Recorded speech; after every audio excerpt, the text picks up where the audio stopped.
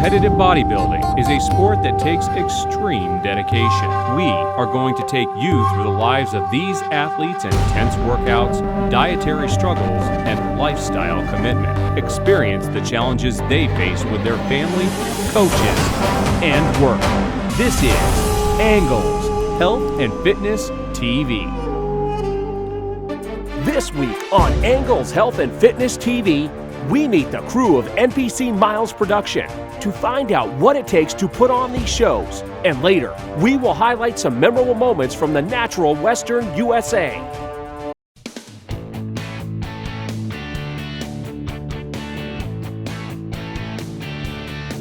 My name is Z Zellers and have been involved with Miles Productions for more than 12 years. When the shows first came about, it was very much show up, get on stage, be judged, get your trophy and leave. And we wanted a better product than that. So what we want this is to be for those people, local, regional, to have fun, enjoy themselves, have some return on what they've accomplished. And this is from Miles direct order is the number one item. We take care of the athlete first. We bring on someone, and when they're an expediter, they will literally be an apprentice for almost a full year. And with that, they are learning from the very basic position, which we're going to start at first. And right now it's Kevin.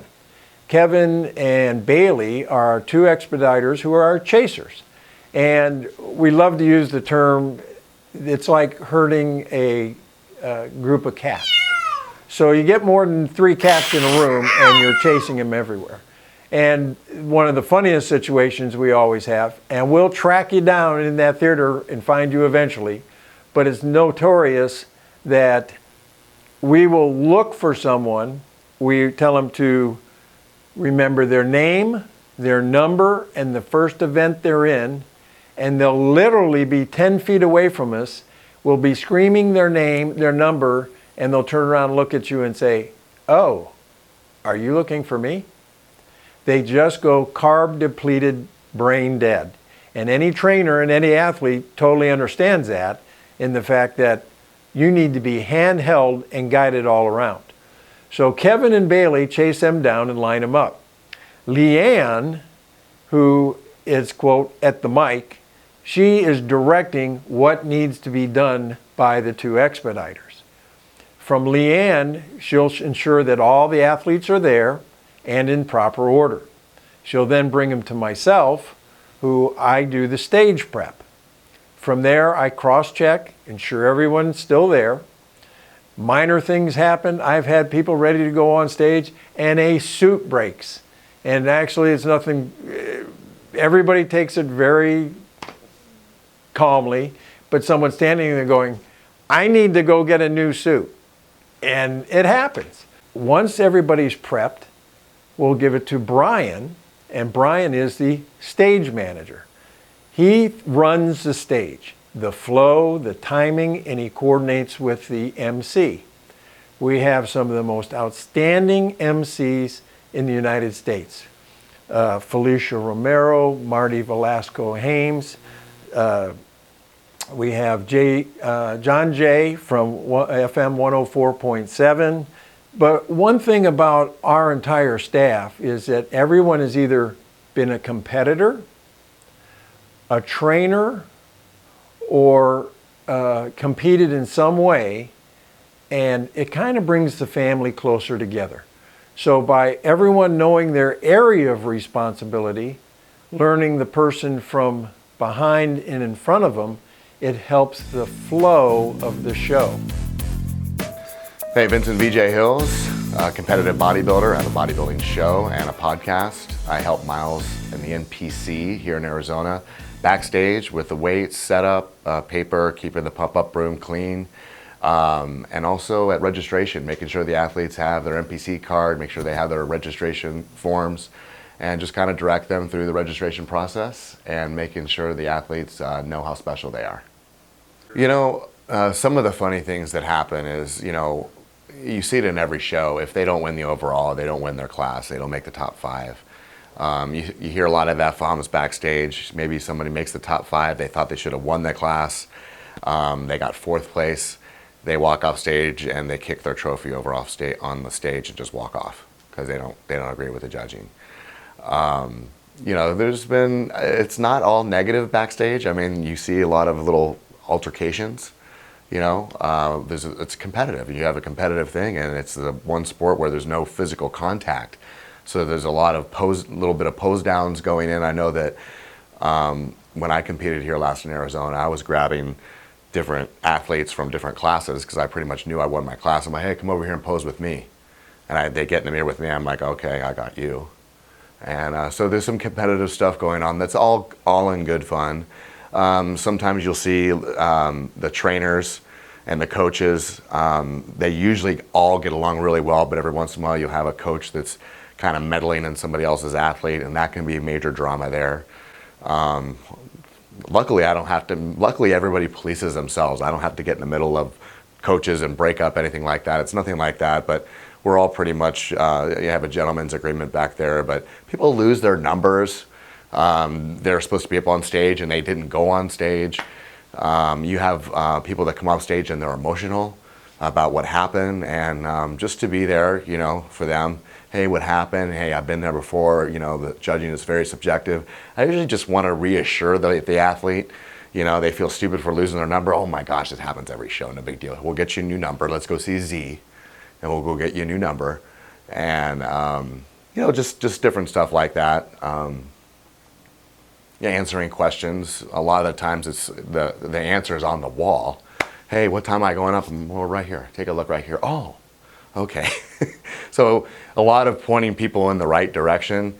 And I have athletes come up to me and say, they thank me. Hey, thank you for showing me around. Thank you for, and that's always gratifying. I'm just doing my job. So to be thanked for doing something that I just love to do is coming up on Angles.tv. Meet the photographer of the show, Tony Mandarich.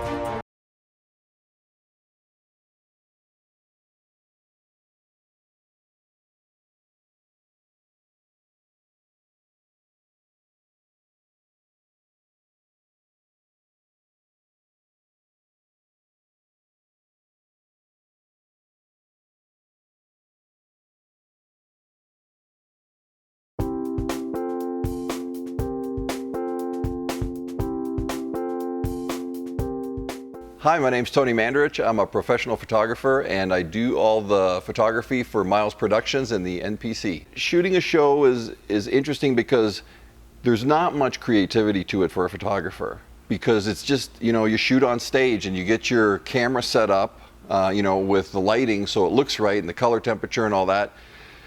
And then it's just, shoot, and it's, shoot back and forth. I would say there's probably less challenges for me than some of the roles in that whole scheme and that whole team that has to put the show together. Everything from the video, the whole video thing, and the streaming online, to the people that are organizing what classes are coming out, to people, making sure the spray tanner and all these different moving parts. For me, it's like I'm in one spot and they have to come out front and center. So I know where they're gonna be. And whether they're late or not, doesn't matter, because I'm still gonna be there. The process at registration is always an interesting one. There's never a dull moment. Sometimes you have 300-400 athletes come through, and everything from the bodybuilders to the bikini girls, everything from every aspect. So some of them doing it for the first time ever, some of them, seasoned veterans, and everything in between. And it's fantastic to see all the different walks of life that come in there, because they're all in it for the same goal, which is a goal to win, but there's a lot of personal conquering of something, coming back from an illness, coming back or losing a bunch of weight and getting fit, or whatever the case may be. Those stories are phenomenal. Unfortunately, the other common thing that they share at pre-registration is carb depletion. And when you start talking to somebody and about you can pre-buy your gallery at registration for X amount of dollars. After registration, the price goes up. It's obviously an incentive to buy now because you get a better deal. And they're sitting, some of them are sitting there looking at you all glassy-eyed, right? And all you can see is like In-N-Out burger in their eyes, or donuts, or Krispy Kreme or something. And I'm like, I don't see the big deal because I just go home and have a steak, some potatoes. But it's interesting. I don't get, it's not as challenging as when I do a photo shoot at my studio with somebody who's, getting ready for a show and they're close to the show, or maybe a week or two out. That's much more challenging because now you're with that person for anywhere from 2 to 4 to 5 hours. And as time goes on, because I demand a lot out of them, because I want them to get great shots, they have these little valleys and peaks because they get tired and then they get back up. So, I always try to encourage the athletes, either let's shoot 3 weeks before your show because you're still fairly sane, or shoot 2 or 3 or 4 days after your show. And I personally think if you shoot after the show, like within a week after the show, I think your body looks better. I think it starts to fill out nicer. Your muscles look healthier and fuller. And I think the factor of the stress is gone. All that stress and the release of all that cortisol and all that stuff that, they're thinking about the show. Is my suit going to fit? Is the spray tanning going to be right? Is my hair right? Is my French manicure right? Are my heels okay? All this crazy stuff, thank God I'm a guy, right? It's like... Next on Angles.tv, Miles Niesel opens up about being a Glendale firefighter for 25 years.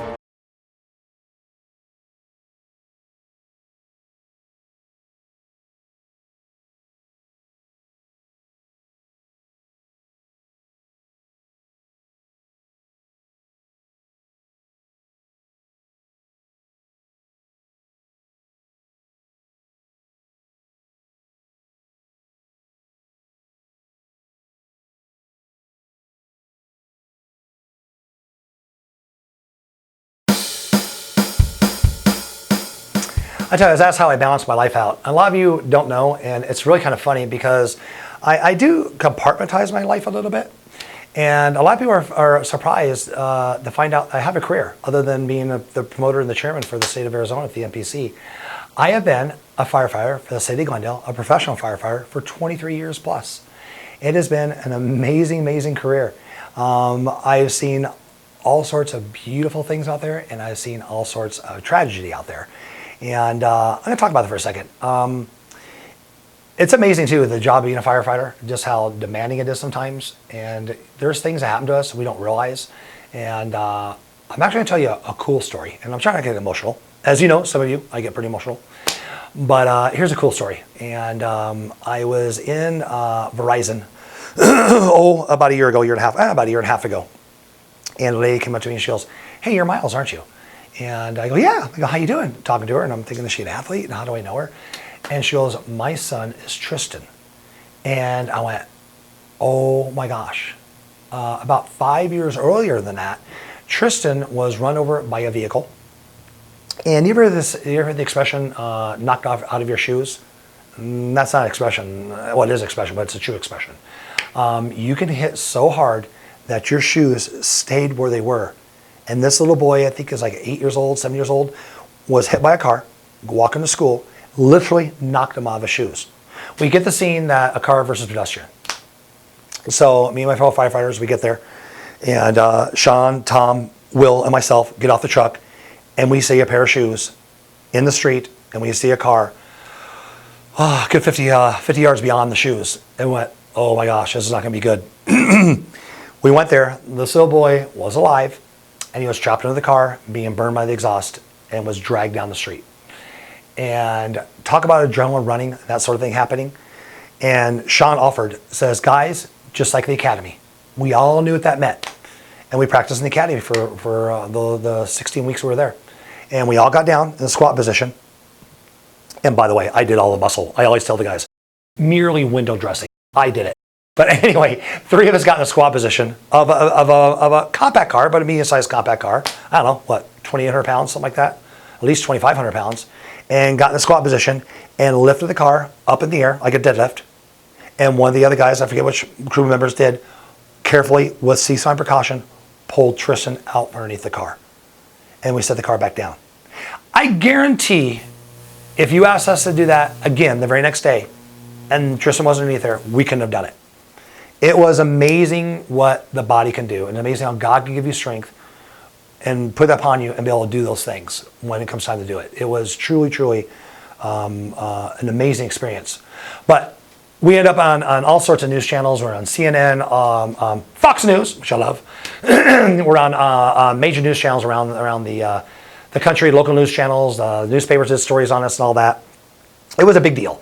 I don't know if you know, but it was kind of a big deal. Ron Burgundy again. But so fast forward to many years later, 5 years later, the lady told me that, and she goes, "You saved my son's life."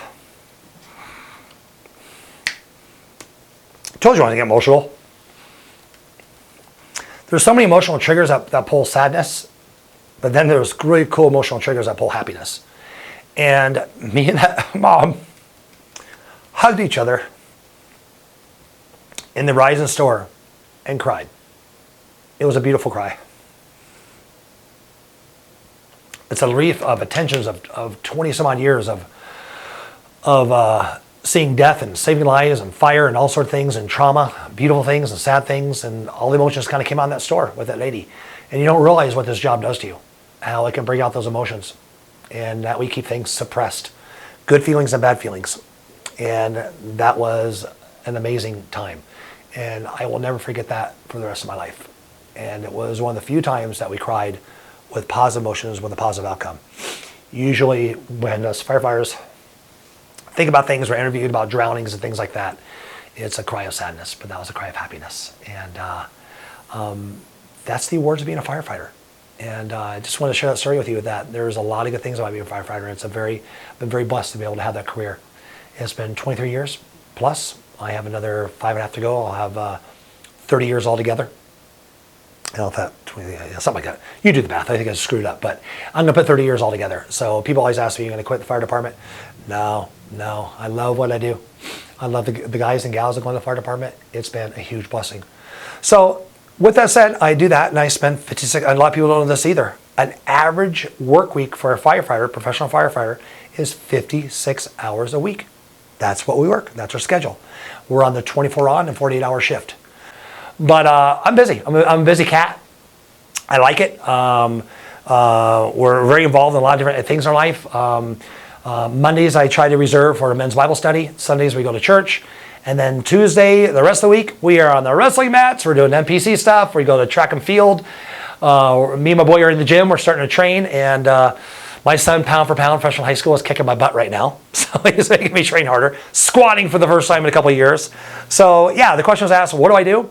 Let me reverse that question back to you, Brian. What don't I do? Up next on Angles, see clips never before seen from the natural western USA and see a sneak peek of our next episode.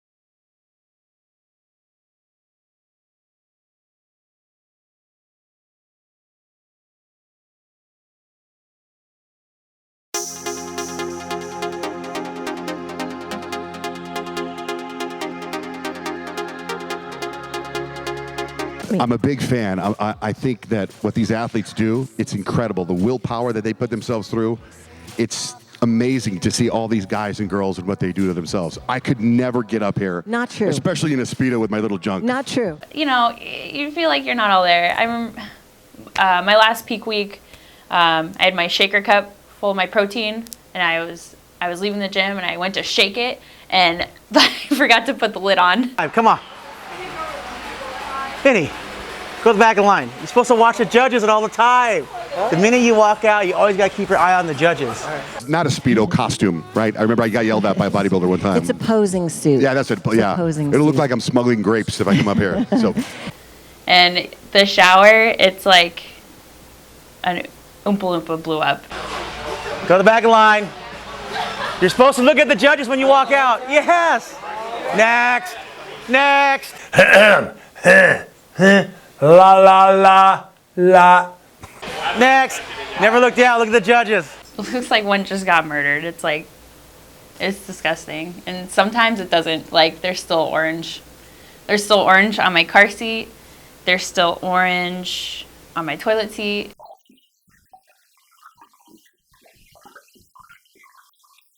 You're like a little bird, like, stepping out. Like, okay, I'm gonna bodybuild, right? Why don't you try smiling when you walk out? Shows would be impossible without her. So can you guys please give Kimmy a hand? Yes, for sure. I am now officially out of the doghouse. All right, yeah, Kim How about those boobs, though? Right? Win a trip for two to Arizona. Watch the show live with all access passes, airfare, and stay at the brand new Sheraton Wrigley View West Hotel. For your chance to win, go to angles.tv.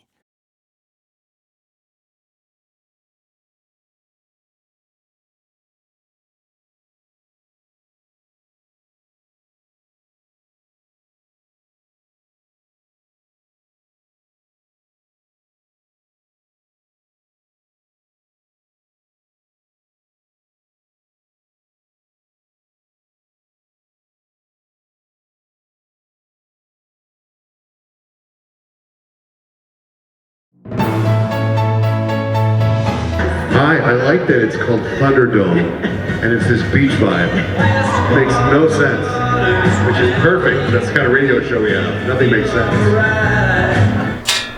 All right, so these are gonna measure your breathing. All right? All right. Thanks for being here this evening. Thanks, guys. Great job. Brought to you by Urban Garage, which is where I train with my friend Mitch, and he's a pretty awesome dude, and he's pretty anal retentive, and he hurts. He hurts me. He hurts me a lot. Just met with the doctor and got the follow-up of what actually happened. Looks like we had a complete labrum tear that they reattached. Did you just open your butt cheeks?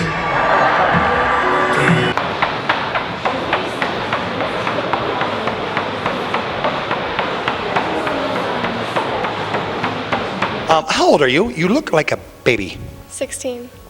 You are a baby. You are 60 years old. She's barely old enough to even do these shows. 16 is like the cutoff. Oh my gosh. Well, I'm thinking you're a baby. I think you're 19 or 20. 16, you look like a lady. You're just a kid. And you won the overall open? Yep. Okay, we gotta do something here, folks. Let's lie. I don't believe in lying. We're gonna lie because a lot of people will be upset that a 16-year-old girl won the overall. So I think you're what, 21? Yep. Yeah, well, she's 21, folks, so it's not that bad.